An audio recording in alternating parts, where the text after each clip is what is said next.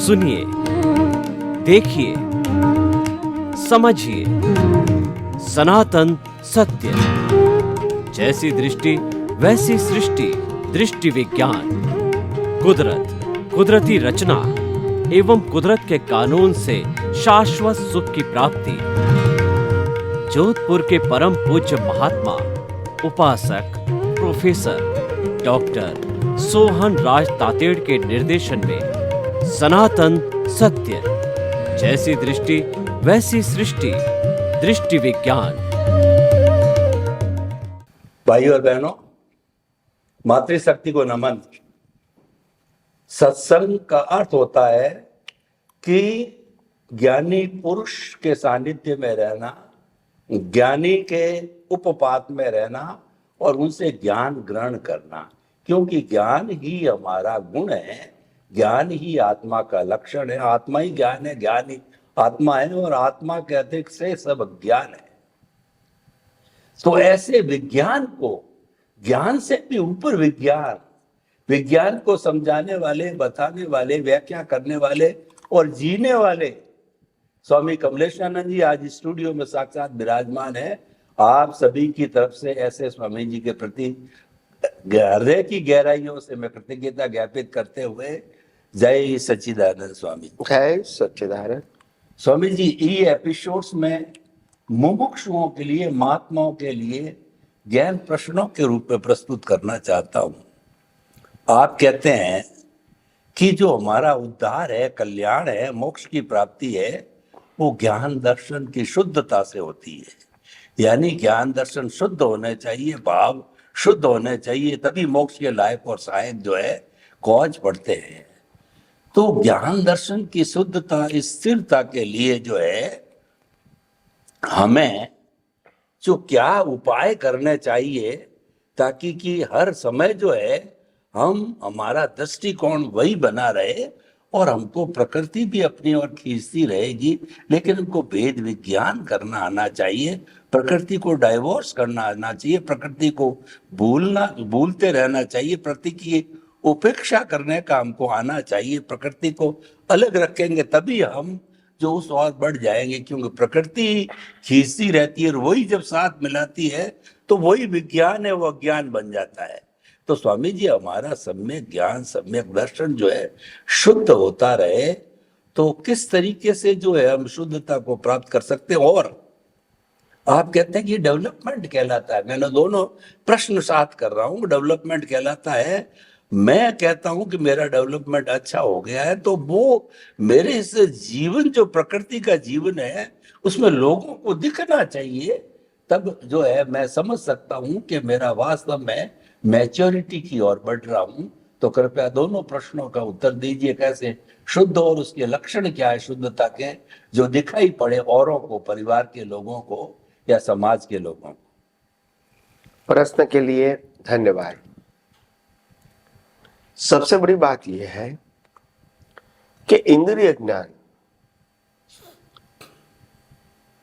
और बौद्धिक ज्ञान, ये ज्ञान से, मूल आत्मा के ज्ञान से कोई कनेक्शन नहीं है,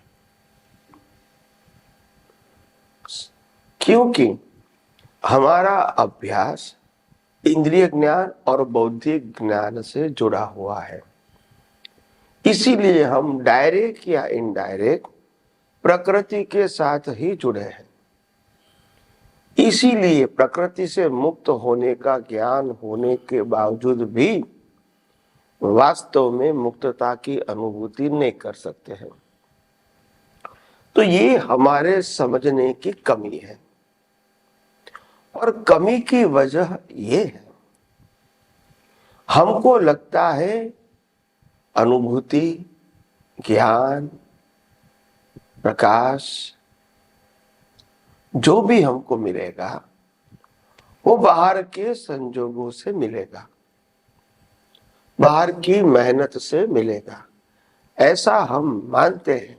वास्तव में ऐसा नहीं है। खुद भी खुद की अनुभूति के लिए ये बाह्य जीवन के साथ जुड़ा हुआ अभिप्राय वो हमको बाधक होता है।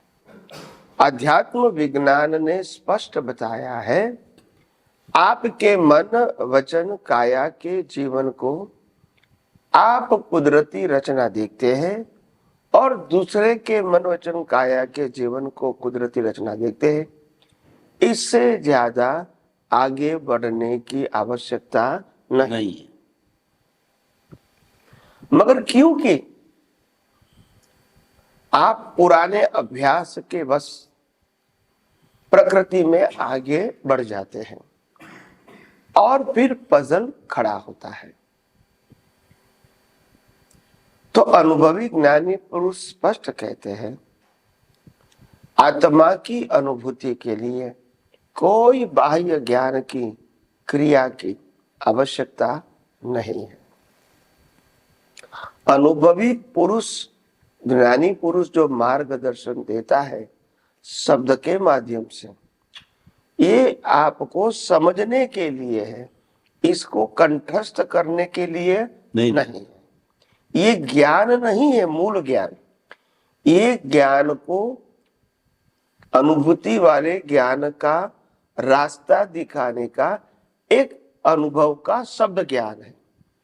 हमको तो ये शब्द ज्ञान से अनुभव के और आगे बढ़ना है। केवल शब्द ज्ञान को पकड़ के बैठना नहीं। तो ज्यादातर लोग जो जानते हैं, मानते हैं, वो ऐसा मानते हैं कि हमने विज्ञान को समझ लिया, यानी आत्मसात हो गया। इसीलिए हमने कहा कि आप इस प्रकार की गलती इसीलिए कर बैठते हैं ताकि जो आपका मूल प्रश्न था कि दुनिया को दिखना चाहिए कि हम आध्यात्म के मार्ग में आगे बढ़े। तो ये मैंने कहा कि ये प्रकृति के गुणों का प्रश्न आध्यात्म मार्ग नहीं है। प्रकृति को बदलने का, प्रकृति को सुधारने का या प्रकृति को अच्छा दिखाने का मार्ग वो आध्यात्म का नहीं है। और दुनिया तो जब इस भारतवर्ष के अंदर राम और कृष्ण जब प्रत्यक्ष जीवित थे, समर्थ थे, सतयुग में थे, उस समय भी उसको ज्ञानी के रूप में स्वीकार नहीं करते थे, क्योंकि उसके बाह्य जीवन में उनकी अनुभूति का ज्ञान बाहर दिखता नहीं था। वो युद्ध भी करते थे, शादी भी करते थे, व्यवहार भी करते थे, हमारे जैसा ही वो जीवन जीते थे। और इसीलिए हम इसको ज्ञानी के रूप में नहीं मानते थे, समर्थ व्यक्ति के रूप में मानते थे, राजा के रूप में मानते थे, पावरफुल के रूप में मानते थे, ज्ञानी के रूप में। क्योंकि ज्ञान, आत्म ज्ञान ऐसा चीज है जो बाहर दिखने वाला नहीं है और वो प्रकृति का सब्जेक्ट ही नहीं है। प्रकृति के माध्यम से आप किसी के आंतरिक अनुभूति की बात आप नहीं समझ सकते हैं, क्योंकि प्रकृति का एक भी गुण आत्मा में नहीं है, आत्मा का एक भी गुण प्रकृति में। तो आप बाहर की अवस्था से आप इसको नाप सकते नहीं है। मगर एक सिद्धांत ऐसा भी है, कुदरत का कानून, कि अगर आप ज्ञानी हैं, अनुभवी है, वो अच्छी बात है। मगर अगर आपको आपका विज्ञान दुनिया के सामने पेश करना है, दुनिया के लोगों को बताना है वेल विशर, तो फिर आपकी प्रकृति भी कम से कम लोगों को नुकसान करने वाली नहीं होनी चाहिए। तो कहने का मतलब खुद का कल्याण करना है, इसमें प्रकृति अच्छी या बुरी लेकर आए हैं वो कोई इंपॉर्टेंट नहीं है। मगर जब दूसरे का कल्याण की बात आती है तो पहले दुनिया वाले आपके बाहर की प्रकृति को देखेंगे, बाद में आपकी बात को समझने की कोशिश करेंगे। तो इसीलिए हमने आध्यात्म विज्ञान में स्पष्ट बताया है, खुद का कल्याण करने के लिए प्रकृति कैसी है कैसी नहीं वो इंपॉर्टेंट नहीं है। मगर जब जगत कल्याण की भावना होती है तो आपका मन वचन काया का उदय कर्म भी अच्छा होना चाहिए। कम से कम लोग फरियाद करें ऐसा कैरेक्टर वाला नहीं होना चाहिए। तो ये बहुत इंपॉर्टेंट बात है। मगर आम लोग जो मानते हैं कि आपने ज्ञान प्राप्त किया, ज्ञान का उपयोग करके अनुभव प्राप्त किया और इसीलिए आपकी बाह्य प्रकृति परिवर्तित होनी चाहिए, ऐसा लोग अपेक्षा रखते हैं। मैं मानता हूं कि हम भी अच्छा चारित्र लेकर आते हैं और अनुभूति लेकर आते हैं तो अच्छी बात है। आप समाज को भी आपकी अनुभूति को शेयर करने का मौका कुदरत आपको दे देती है, नहीं तो नहीं देती। तो इसीलिए मैं मानता हूं कि नाप सो अनुभूति का नाप बाहर से नहीं निकलता है, मगर आपको लोगों को पहुंचाना है तो आपकी प्रकृति भी उदय कर्म के अधीन अच्छी होनी चाहिए। मगर लोगों के ओपिनियन के आधार से आप इसको आज बदल सकते हैं या आपको ज्ञान के बाद आपकी प्रकृति को बदलनी चाहिए, सुधारनी चाहिए, ये सेंटेंस आध्यात्म मार्ग में करेक्ट नहीं है। तो इसीलिए आइए हम सब आगे भी आध्यात्म विज्ञान के बारे में और ज्यादा बात करते रहेंगे। स्वामी जी, आपका बहुत बहुत धन्यवाद कि प्रकृति तो उदय और प्रारब्ध के अधीन है और उसका नियंत्रण जो है वो कुदरत के हाथ में है और वो अपने अपने तरीके से चलती रहेगी। इसका जो है हमारे आत्म कल्याण के लिए, आत्म उत्थान के लिए, ज्ञान दर्शन को स्थिर करने के लिए, डेवलपमेंट करने के लिए इसका कोई संबंध, कोई कनेक्शन नहीं है। तो आपने बहुत अच्छी बात कही और आपने ये भी बताया कि ज्ञान दर्शन का जो डेवलपमेंट कही है वो तभी होता रहेगा कि आपके केंद्र के अंदर आत्मा रहनी चाहिए और मन वचन काया आप कुदरती रचना मानते रहो तो वो ऑटोमेटिकली सारा हल निकलता रहे। स्वामी जी, मैं ये सोच रहा था और इससे जुड़ी बात मैं कह रहा हूं कि अगर मैं कुदरत के कानून का पालन करता हूं, मन वचन काया तथा उससे जुड़ी हुई हर अवस्था मात्र कुदरती रचना है, इसको देखता हूं और केंद्र के अंदर आत्मा को रखता हूं, ये सब रखते रखते मेरे भीतर वैराग्य आए, किसी के साधक के भीतर, मुमुक्षु के भीतर, महात्मा के भीतर में वैराग्य आए और वैराग्य आकर के वो समभाव की स्थिति, यानी उसको कैसा ही व्यवहार किया जाए, ऊंचा नीचा, गाली गलौज बोला जाए, कहा जाए, उसकी जो निंदा की जाए, लेकिन उसमें विचलित नहीं होता। आपके शब्दों में वो ज्ञान दर्शन को स्थिर रखता है, यानी समभाव की स्थिति आती है। करने से, ये करने से कुछ न कुछ सुधार तो, लक्षण तो बाहर दिखेगा ही, क्योंकि हम तो 24 घंटे में से 10 घंटे खुद के समझ लो तो 14 घंटे तो परिवार के लोगों के साथ जीते ही है। कोई दिखना चाहिए तो क्या ये उसका टेस्ट नहीं है क्या? मैं ये कहना चाहता हूं कि संभाव जो साधक मुमुक्षु महात्मा के जीवन में दिखाई देता है, परिवर्तन है, तो क्या ये टेस्ट नहीं है कि उसका ज्ञान दर्शन का डेवलपमेंट हो रहा है और वह कुदरती रचना, कुदरत के कानून का पालन कर रहा है, केंद्र में आत्मा को रख करके साधना कर रहा है, सनातन सत्य की उपासना कर रहा है? कैसा, क्या हम संभाव के जरिए नहीं मान सकते क्या? प्रश्न के लिए धन्यवाद। देखो, अनुभवी ज्ञानी पुरुष स्पष्ट कहते हैं संभाव वो कोई बाह्य क्रिया नहीं है, संभाव वो ज्ञान दर्शन के उपयोग का भाव है, मध्यस्थता का भाव है। राग के संजोग में राग नहीं करे, द्वेष के संजोग में द्वेष नहीं करे, पुरुषार्थ वाला भाव, इसको संभाव कहते हैं। उदय कर्म में संभाव होना चाहिए, इसको पुरुषार्थ नहीं कहते हैं।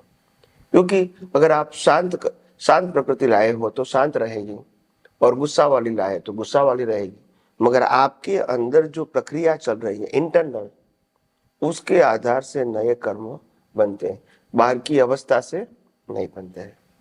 तो इसीलिए संभाव में रह सकते हैं, प्रकृति की वैल्यू 0 कर सकते हैं ज्ञान के पुरुषार्थ से। आपने कहा कि ये प्रकृति जो हमारे जीवन में चल रही है, इससे अलग रह सकते हैं, वैराग्य भाव ला सकते हैं, ये कर सकते हैं। मगर वैराग्य शब्द का मतलब ही है मन वचन काया की अवस्थाओं की वैल्यू जीरो करना, बदलना नहीं है। क्या नहीं है? जीरो करना, वो भी दृष्टि में, व्यवहार में नहीं। तो कहने का मेरा मतलब यह है कि वैराग्य भाव होना, चित्त प्रसन्नता होना, संभाव में रहना, शांत रहना, अंदर का उद्वेग नहीं दिखना, तो ये सामान्य व्यक्ति इन सारी बातों को अनुभवी ज्ञानी पुरुष की दशा को समझ नहीं पाता है और केवल बाह्य अवस्थाओं को देखकर ही इसको नाप देता है। तो इसीलिए मैंने कहा कि अनुभव और लोक कल्याण की बातें ये दोनों अलग है। अनुभव के मार्ग पे हजारों लाखों केवली बन सकते हैं, मगर सब तीर्थंकर नहीं बन सकते। और तीर्थंकर और केवली का ज्ञान तो एक ही होता है। तो मैंने कहा न, और ज्ञान दशा भी अच्छी है, ऐसा होगा ये जरूरी नहीं है। मतलब ये भी नहीं है कि पूरी प्रकृति है तो अंदर से ज्ञानी नहीं है, ऐसा भी हम नहीं बोल सकते हैं। मगर बहुत कम लोग होते हैं जिनका प्रकृति का मनोवचन का उदय कर्म भी अच्छा है और अनुभव ज्ञान भी लेकर आए हैं, तो ये एक अच्छी स्थिति है।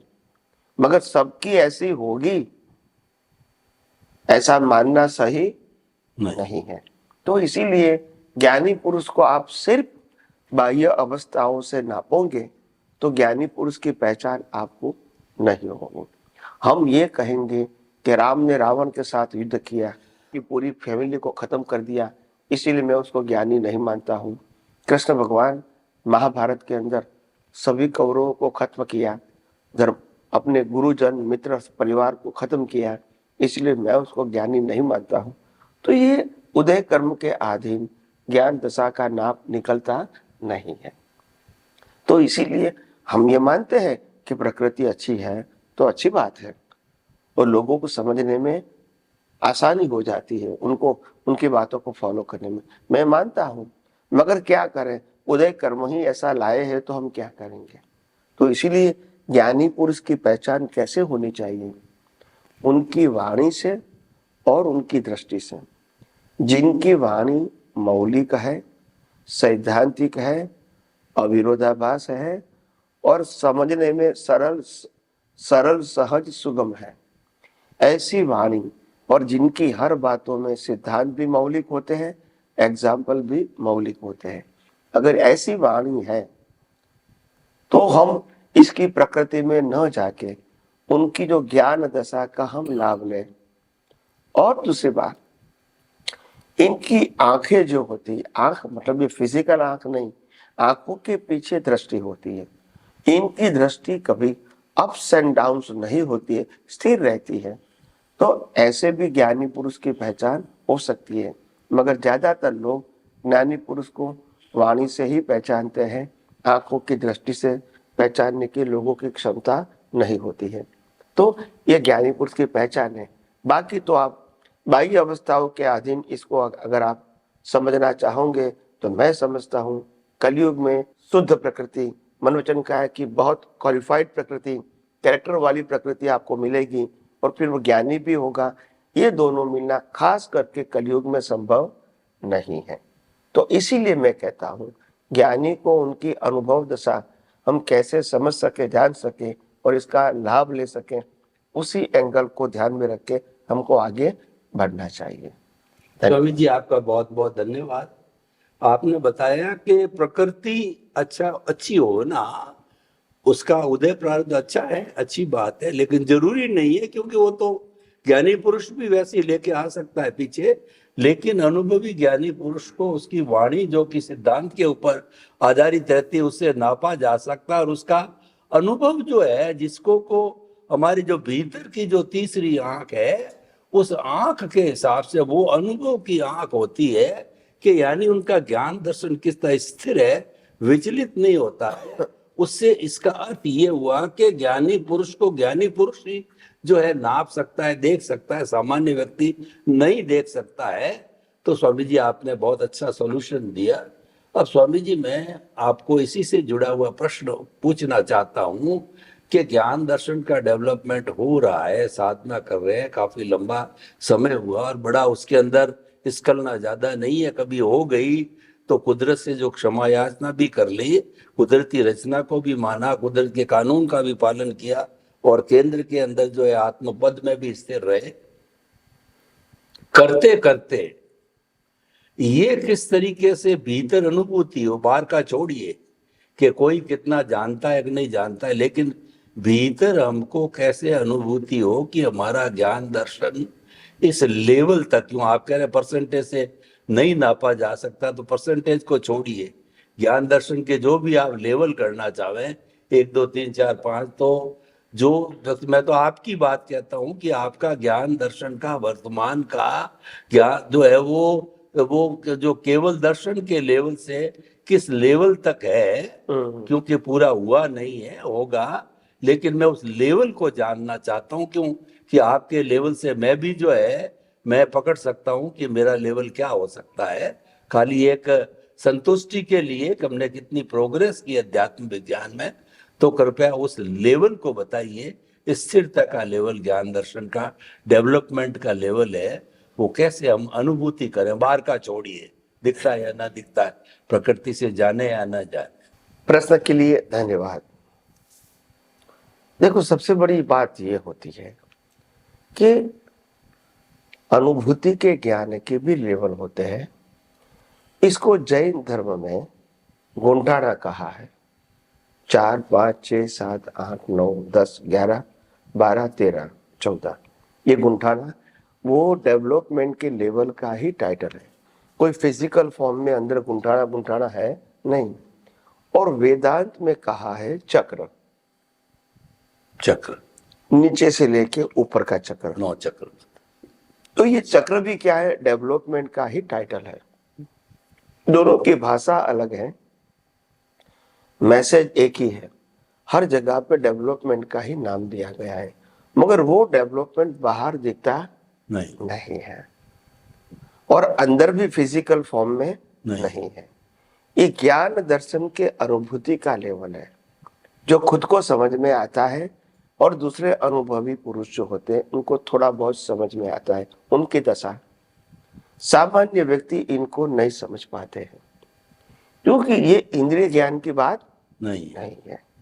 उनकी वाणी के माध्यम से आप कुछ समझ सकते हैं, कुछ हद तक, बाकी और कोई चमत्कारिक रास्ता नहीं है। तो इसीलिए मैंने कहा कि ये आध्यात्म विज्ञान जो है, जितना भी समझो अलग अलग दृष्टिकोण से, अलग अलग एंगल से, अलग अलग परिस्थितियों में, और किस प्रकार से हम उपयोग करके अलिप्त रह सकते हैं, ये हमारे सबके लिए बहुत बड़ी बात है। तो इसीलिए मैंने कहा कि ये आध्यात्म विज्ञान में ये बहुत बड़ी बात होती है कि आप खुद इसका लेवल नापने की कोशिश मत करो, आगे बढ़ो।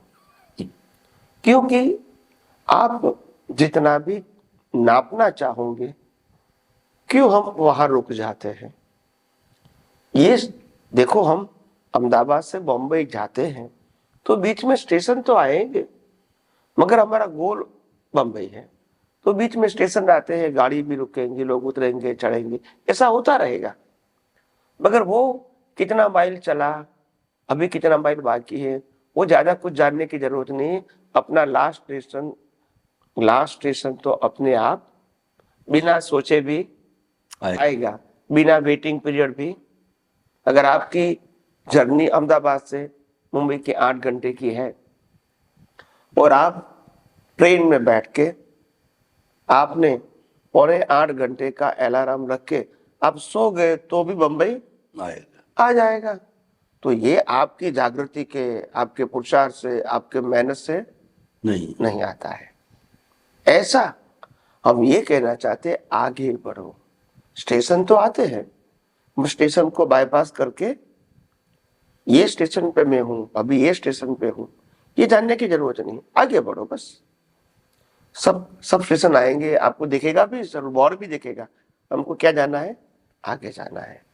क्योंकि ज्यादातर लोग क्या होते हैं, बड़े बड़े स्टेशन पे रुक जाते हैं और एग्जिट ले लेते हैं, तो 2, 5, 10 अवतार वहां निकल जाते हैं, फिर हाईवे पे आएंगे, फिर आके जाएंगे। तो हर महापुरुषों में भी ऐसा होता है।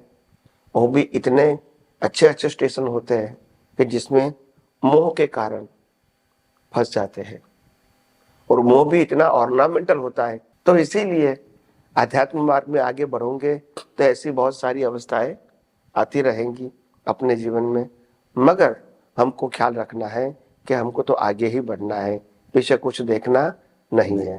तो ऐसे करोगे तो ही आपके जीवन में आप आगे बढ़ सकते हैं। धन्यवाद। स्वामी जी, आपका बहुत बहुत धन्यवाद। आपने ये बताया कि साधना में आगे बढ़ो, कोई नाप तोल करना भी भीतरी जगत की बात है, बाहर की तो छोड़िए, बाहर वाला तो हो ही नहीं सकता, उसका अंकन नहीं कर सकता क्योंकि उसका लेवल वैसा है नहीं। स्वयं भी आपको नापना चाहो तो नापना बहुत कठिन है, तो इसीलिए नापने की कोशिश भी मत करो। जैसे प्रकृति कुदरती रचना से आगे मत बढ़ो आपने कहा है, उसी तरीके से ज्ञान दर्शन का जो डेवलपमेंट करते रहो, मापने की कोशिश मत करो, उसमें रुकने की संभावना रहती है। तो बहुत सुंदर आपने जो है ये सारा जो है वो बताया स्वामी जी, व्याख्या बताई। आपके प्रति बहुत बहुत धन्यवाद, साधुवाद करते।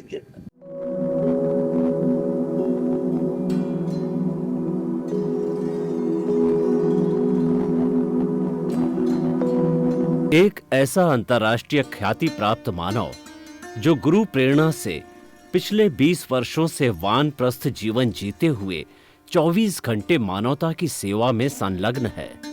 एक ऐसा मानव जो अभी राष्ट्रीय, अंतर्राष्ट्रीय टीवी चैनलों पर 7,500 एपिसोड के माध्यम से सनातन सत्य, आत्मविज्ञान एवं पुनरुत्थान, व्यवहार एवं निश्चय जगत के जीवनोपयोगी विषयों पर हृदय स्पर्शी प्रवचन कर चुका है। उस मानव का नाम है महात्मा उपासक प्रोफेसर डॉक्टर सोहन राज तातेड़। प्रोफेसर तातेड़ द्वारा योग, दर्शन, शिक्षा विषयों पर रचित पीएचडी स्तर के 250 शोध ग्रंथ भारत के 100 प्रतिष्ठित विश्वविद्यालयों में शोधार्थी पढ़ रहे हैं तथा वे सभी शोध ग्रंथ वहां की सेंट्रल लाइब्रेरियों में उपलब्ध हैं। महात्मा सोहन राज ने अभी तक हजारों स्कूलों, कॉलेजों, विश्वविद्यालयों एवं संस्थाओं में सेमिनार, वर्कशॉप, कैंप लगाकर लाखों विद्यार्थियों को योग, दर्शन, शिक्षा का प्रशिक्षण देकर उन्हें सुसंस्कारित किया। डॉक्टर तातेड़ ने भारतीय संस्कृति उत्थान के 4000 से अधिक समसामयिक विषयों पर आर्टिकल लिखकर ऑनलाइन जर्नल, पत्रिकाओं, वेबसाइट्स पर प्रकाशित किया, जिसका उपयोग लाखों पाठक कर रहे हैं। उपासक तातेड़ के 5000 से अधिक आज का सुविचार, आज का शुभ संदेश, आज का मंगल भावना योग आदि चिंतन websites, Twitter, blogger, Facebook, YouTube माध्यमों से लाखों लोग अपना जीवन निर्माण कर रहे हैं। मानवता के मसीहा ऐसे महामानव महात्मा सोहन राज तातेड़ के प्रोफाइल को अभी तक विश्व के 20 लाख दर्शक यूट्यूब पर, 12 लाख गूगल पर एवं लाखों दर्शक फेसबुक, ब्लॉगर, ट्विटर और इंस्टाग्राम पर देख चुके हैं।